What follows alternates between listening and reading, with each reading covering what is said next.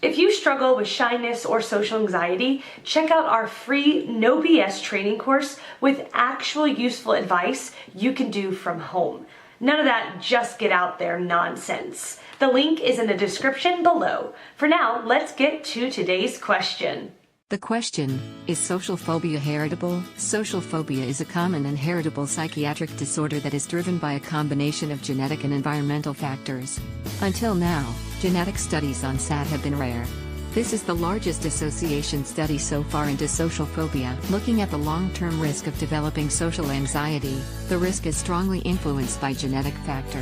This is probably because personality traits that predispose to the disorder, such as introversion and low emotional stability, are influenced by genetics.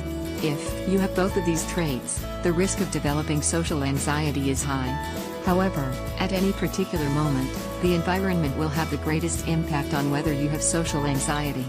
The events that affect social anxiety in the 20s have little effect in the 30s. The environment has the strongest effect in the short term, and the impact of most experiences will pass.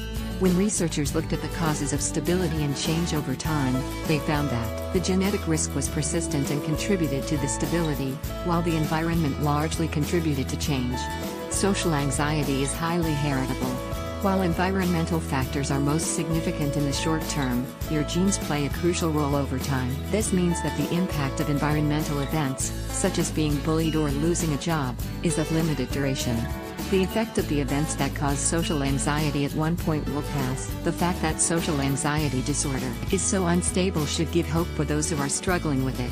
For long-term risk associated with genes, the findings show that the risk cannot completely be avoided. If you have avoidant personality traits, you have a high risk of experiencing social anxiety in periods. Even people who have had a good, secure upbringing can experience social anxiety. However, if you have an inherited risk, you can learn to defy the tendency of avoidance and know what to do if the anxiety appears. Although the genetic risk is long-lasting, it does not mean that you have to live with the symptoms. There are good treatments for social anxiety. The treatment involves exposure to the feared situations and acknowledging your anxiety. Find more answers and a free audiobook on how to talk to anyone in the description below. No useless advice like just get out there. I mean actual useful advice from people who have really dealt with shyness and social anxiety and overcome it in their own lives.